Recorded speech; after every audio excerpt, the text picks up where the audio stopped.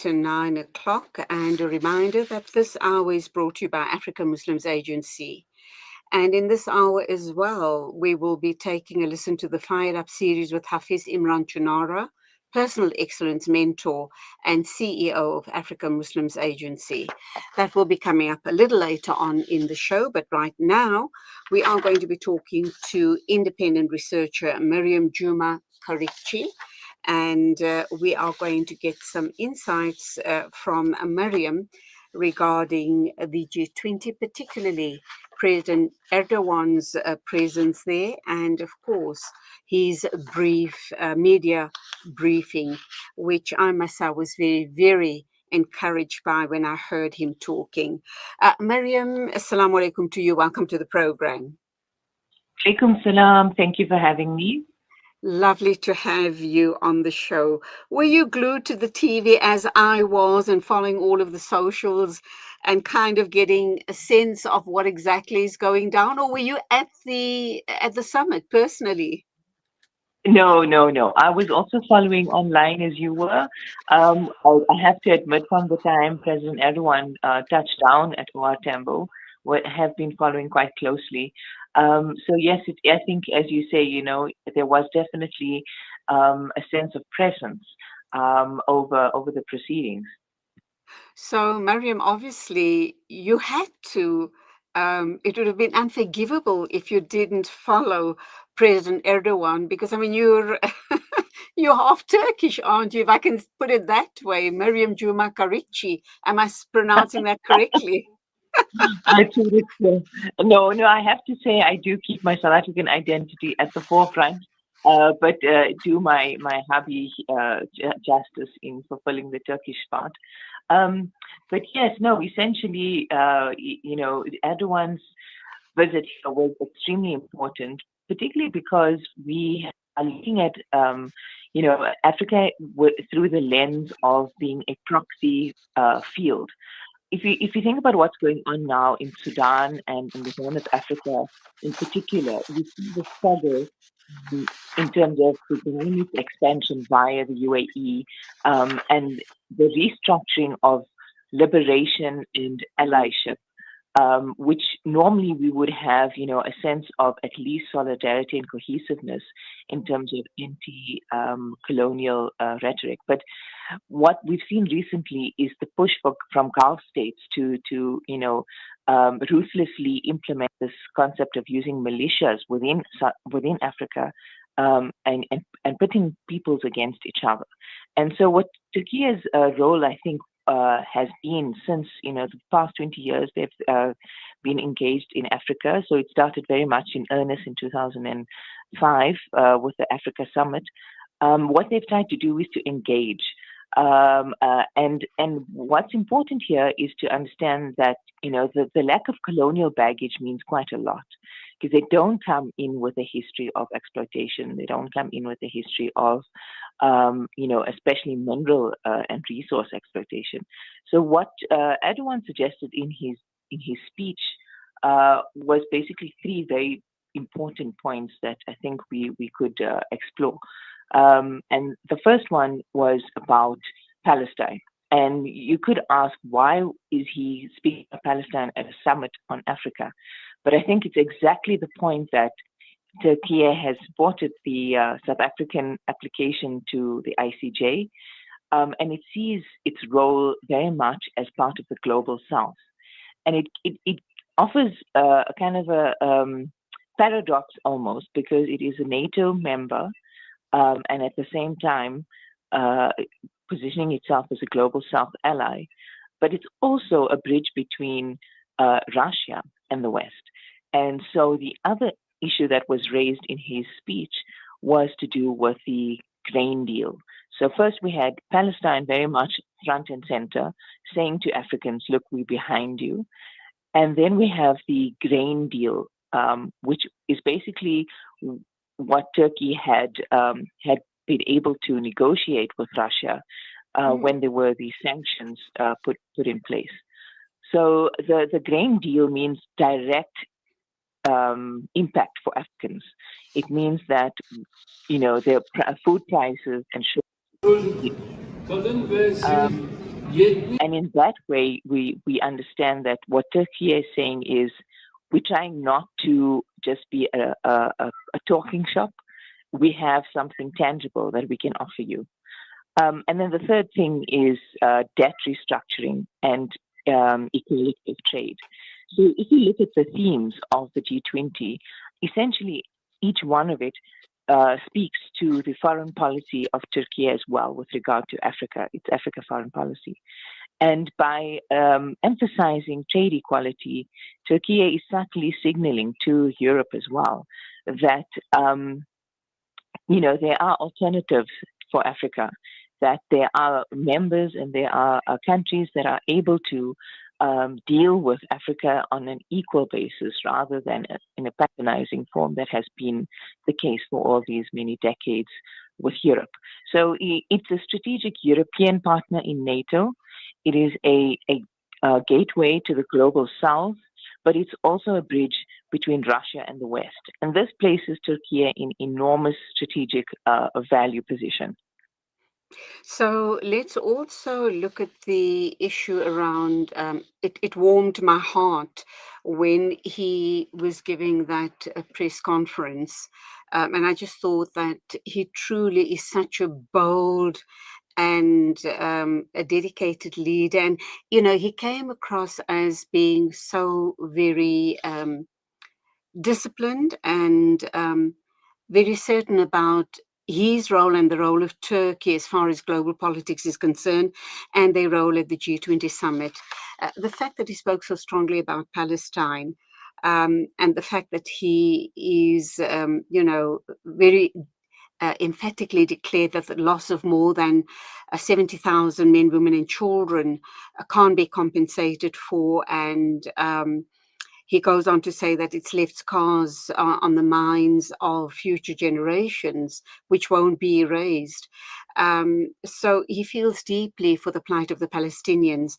But by the same token, let's talk about Mariam, the issue regarding the going forward in Palestine, in Gaza particularly, peacekeeping troops. There's been talk about Turkey sending peacekeeping troops as well, and then there's been some sort of a counter narrative from Netanyahu and his Western cronies, suggesting that they're not going to allow Turkish peacekeeping troops in Palestine.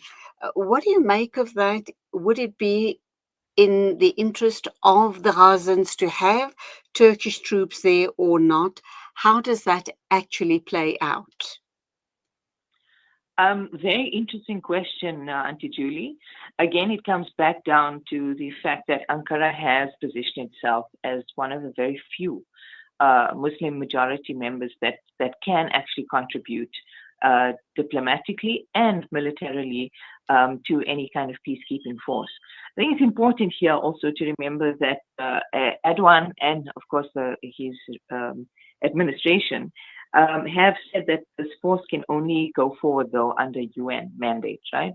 So if you look at Turkey's role around the world, it's been very, I think, prolific in terms of peacekeeping contribution to the UN, and also in terms of the Bosnia, Afghanistan, Iraq, the areas where it has actually come under critique in terms of Muslim public opinion has said, where Turkey is aligning with the West. They are allies to the US in terms of Iraq and Afghanistan. But if you look closely, and this is, I think, where I want your listeners to be a little bit more nuanced and discerning, I would challenge you to research and to look at what roles Turkey's forces have played in those areas. And it's very much to do with rebuilding infrastructure, basically protection of women and children.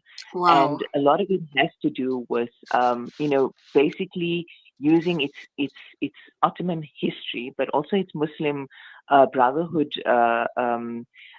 almost its kinship with other Muslims to be able to offer almost resistance within the camp. So when the camp is the NATO, the tent, right? So as President Ramaphosa said, it's always better to be inside the tent than outside.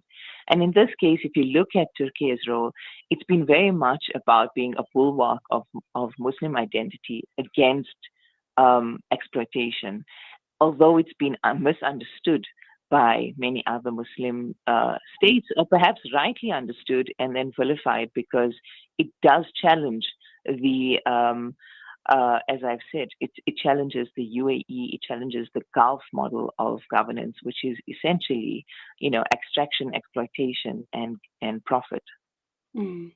Absolutely. Deepest respect to him regarding his leadership and his views on support of particularly Palestine. And I should imagine similar views would be, forthcoming from him regarding other countries where they find themselves in a state of genocide. Has he mentioned anything about support to Sudan? Or is that kind of, I'm thinking with the UAE being involved in funding the genocide in Sudan, that he probably still has to rethink how that approach has to be made? Sudan offers a little bit more of a complex scenario, because again, it comes down to a very long history. So Sudan was part of the Ottoman Empire, and it was administered under Egypt at one point before going under British, having the Brits take over. And so these links, are cultural, religious, but there's also, once again, the issue of the imposition of almost a rupture in the understanding or the promotion of Islam from a Gulf model perspective, which has tried to, and this might sound a little bit, your viewers might not necessarily, I think, follow clearly without having a bit of background, which is really important, and that's why I really salute Salam Media for focusing on Sudan. That one has to remember that Sufism and Islam on the African continent was quite key to liberation and anti-colonial movements. Unlike what we think of Sufism today, where we think of it as a passive, almost just meditative monk-like a spiritual thing. So the role of Turkey and the Ottoman Empire in terms of its links with the Sufi Tariqa was very, very, very important. And when you've seen, during the British colonial era, where there was an engineered attempt to break that understanding of Islam, to break the concept of liberation through the Sufi tariqas, you then had a autocratic and ritualistic, imposition of religious authority that then at the same time used its authority to impose political objectives. And so in the Sudan, you actually have a deep crisis of legitimacy. So whereas the UAE are supposedly part of the quartet, which is, the four countries that are supposed to be negotiating the Sudanese issue, they are party to the conflict. Whereas Turkey is now almost an outsider because it has bilateral links, but it does not have necessarily the direct political influence on Sudan at the moment.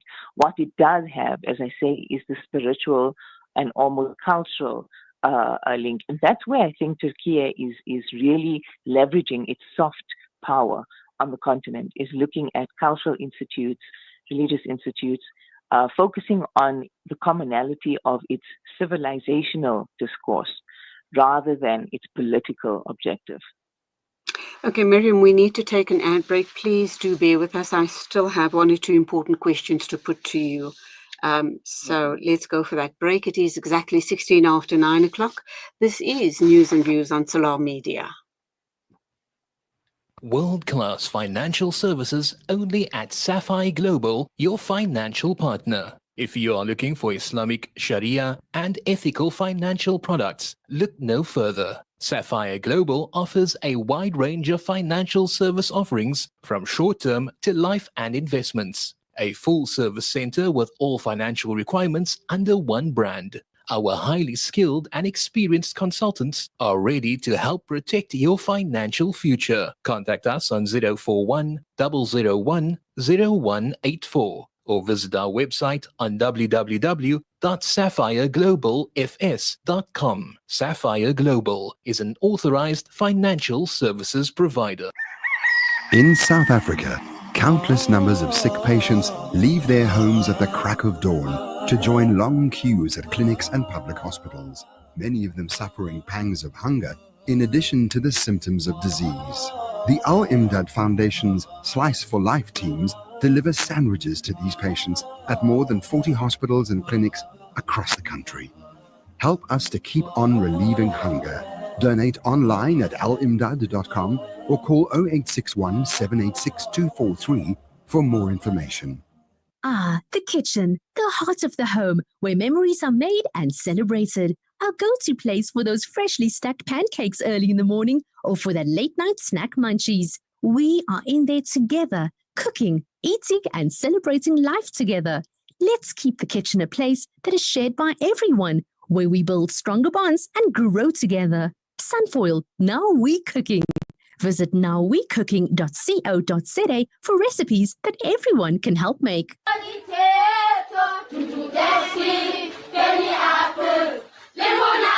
Penny Appeal's Education First campaign helps children to get access to quality education. I'm 14 years old. When I grow up, I'd like to be a scientist. We believe every child belongs at school, And we want education, a better education. learning and dreaming their way to a better future. With your help, we can provide classrooms, desks, stationery packs, and school shoes.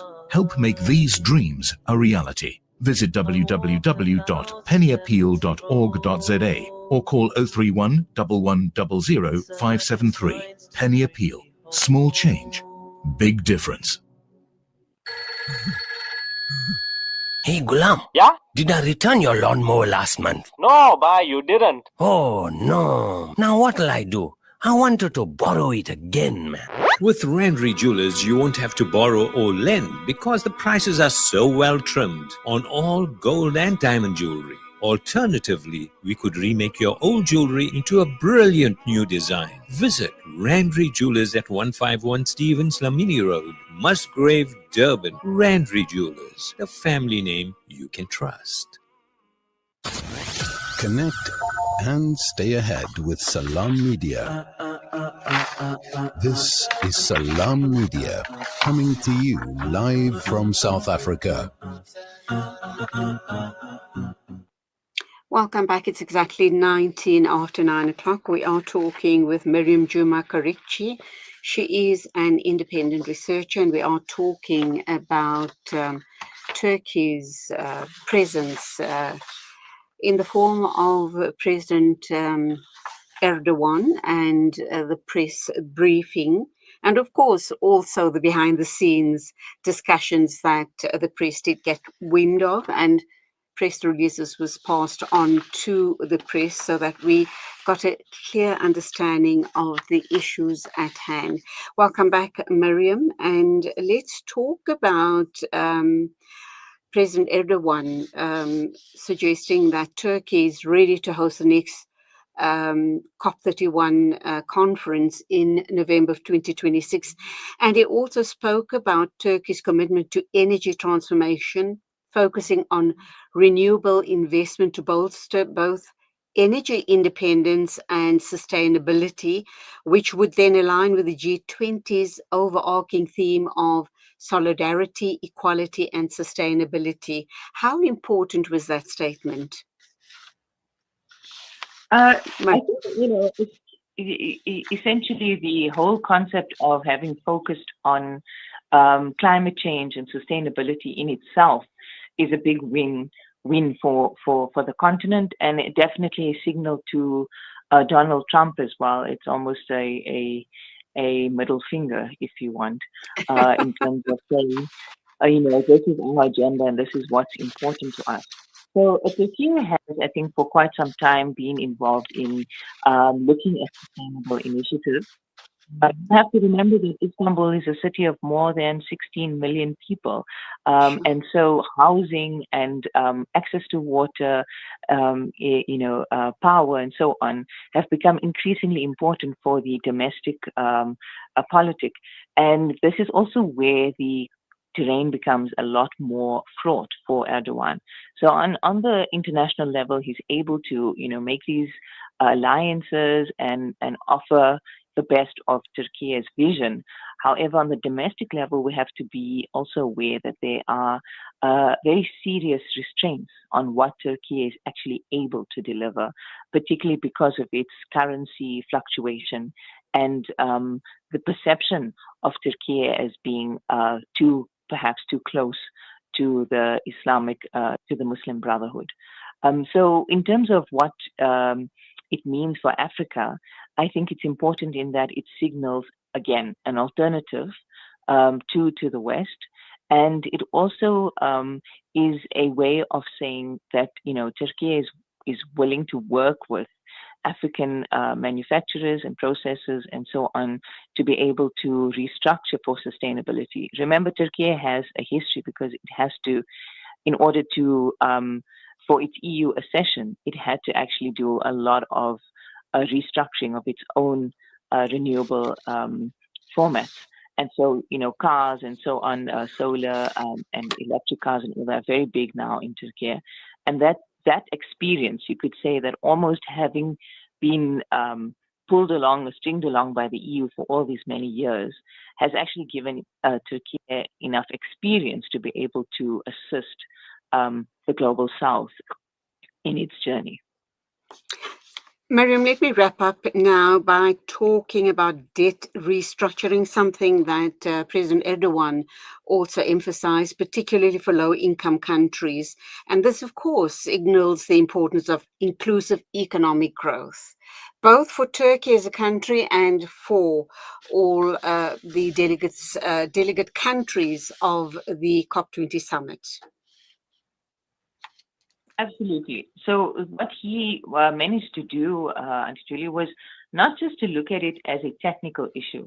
I think many times we've heard, about the debts, whether it's at the G7 or at the UN or at other multilateral formats, but it's always presented almost like something that, we need to just get the debt down and that will help countries focus on social spending. But what Erdogan managed to do, I think, and it is a testament again to his style of delivery and his style of engagement, is to present it as a justice issue.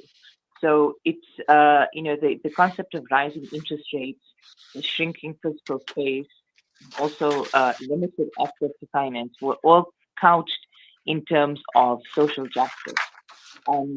And then he also very importantly highlighted how the development aid to Africa has fallen, fell by 9% last year in 2024, and it's projected to fall even further.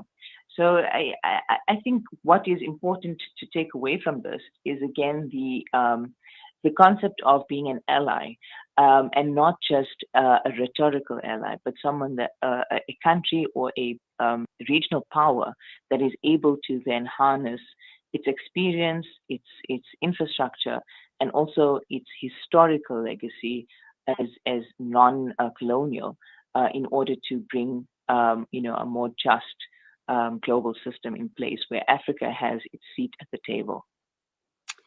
Mariam Jooma, Çarikçi, thank you indeed for your insights on this matter regarding President Erdogan's presence and very strong statements that he actually made at the summit, particularly Palestine and other key issues.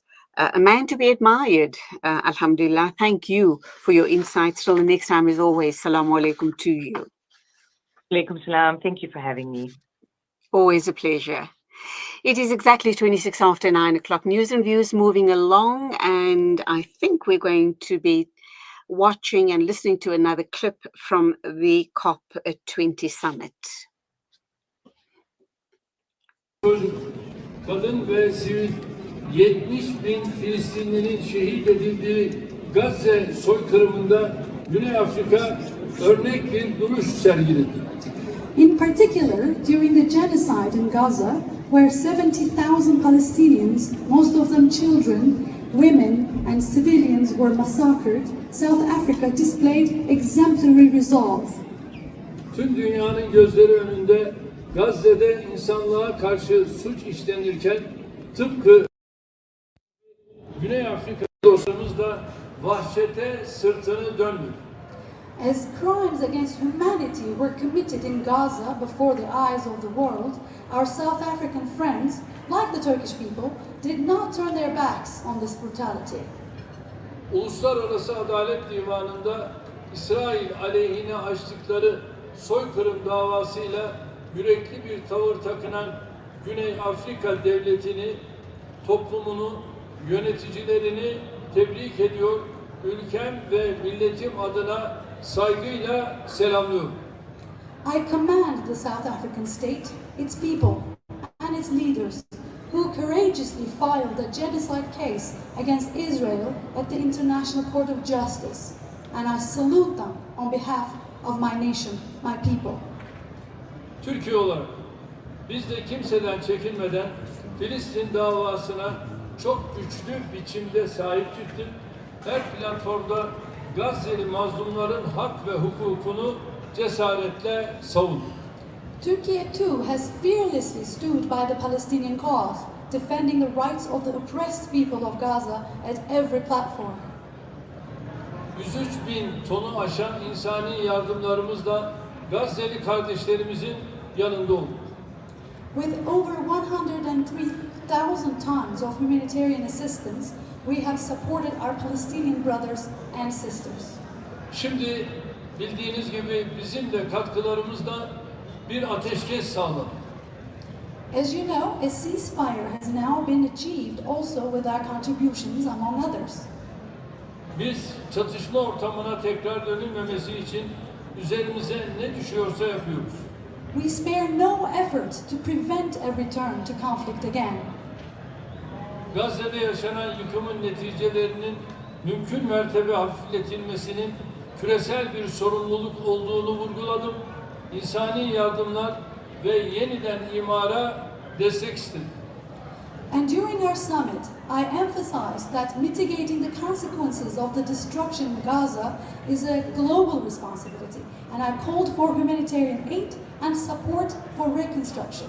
Tabii bu noktada sağlanan ateşkesin devamını temin ederken kalıcı çözüm için iki devletli formülün hayata geçirilmesi büyük önem arz ediyor.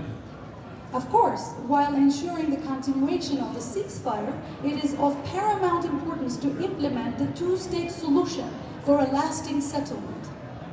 1967 sınırları temelinde başkenti Doğu Kudüs olan özgür bir Filistin devleti kurulmadan küresel barış tam manasıyla sağlanamaz. A free state of Palestine, based on the 1967 borders with East Jerusalem as its capital, is essential to achieve true global peace. Mazlum Filistin halkı ile birlikte tüm bölgemizin ve insanlığın barışı, huzuru, güvenliği için bu konudaki ilkeli tutumumuzu muhafaza edeceğiz. We will continue to uphold our principled stance for the peace, stability and security of both the oppressed Palestinian people and our entire region and humanity. Değerli basın mensupları, bu yılda G20 faaliyetlerine aktif olarak iştirak ettik. Uluslararası gündeme katkıda bulunmayı sürdürdük. Değerli basın mensupları, bu yılda G20 Distinguished members of the press, as has been the case, this year we actively participated in G20 activities and continued contributing to the international agenda.